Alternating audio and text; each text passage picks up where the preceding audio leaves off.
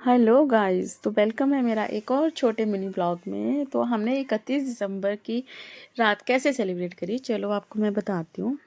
सबसे पहले हमने अंगीठी निकाली, फिर थोड़ी हमारी ना चौखटें रखी हुई थी बैक साइड पे, तो हमने बोला कि चलो वही जला लेते हैं, किसी काम की तो है नहीं। तो फिर हमने चौखटें निकालने चले गए, मैं और भाभी। मुश्किल से हम लोगों ने देखो कोशिश की जा रही है कि इस रस्सी को काटें, लेकिन इससे तो चाकू से तो रस्सी कट ही नहीं रही थी। तो फिर हमने पहले रस्सी निकाली, मतलब थोड़ा टाइम लगा, लेकिन चलो आपको मतलब जैसे तैसे हमने निकाल ली लकड़ियाँ। फिर उसके बाद हम लेके चले। अब लकड़ियाँ लंबी थी तो अंगीठी में आती नहीं इतनी लंबी लंबी लकड़ियाँ। फिर हमने बच्चों को बोला कि प्लीज़ आप तोड़ दो, क्योंकि हमसे तो टूट नहीं रही थी, थोड़ी ना कीले भी थी। तो अब इन लोगों ने शूज़ पहने हुए थे तो थोड़ा जल्दी हो गया इनसे।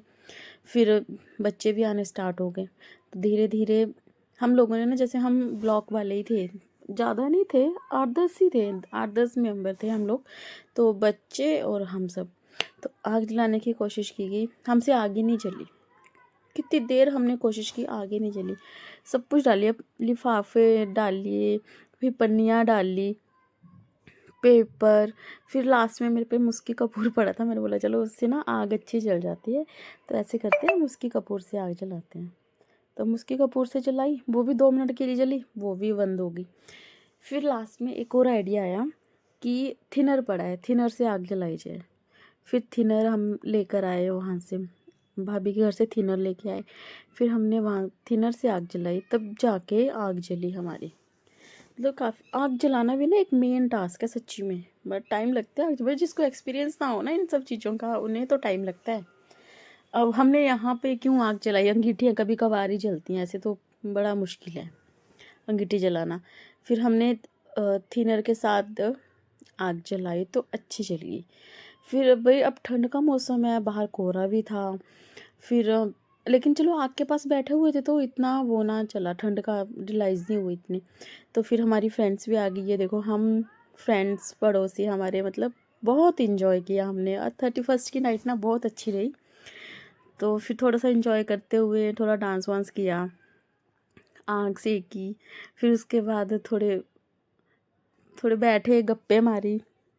गप्पे वगैरह करते करते टाइम का पता ही नहीं चला थोड़ा। फिर बच्चे आ गए यहाँ पे।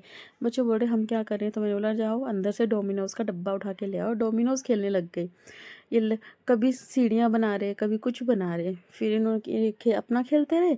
फिर हम वहाँ पे आ गए। आग काफ़ी ज़्यादा, देखो कितनी अच्छी आग लगी पड़ी है। फिर थोड़े से स्टार्टर्स भी मंगवा ही लिए थे। अब बाहर बैठे हुए हैं तो खाली तो बैठेंगे नहीं, भी खाने पीने का भी कुछ चाहिए।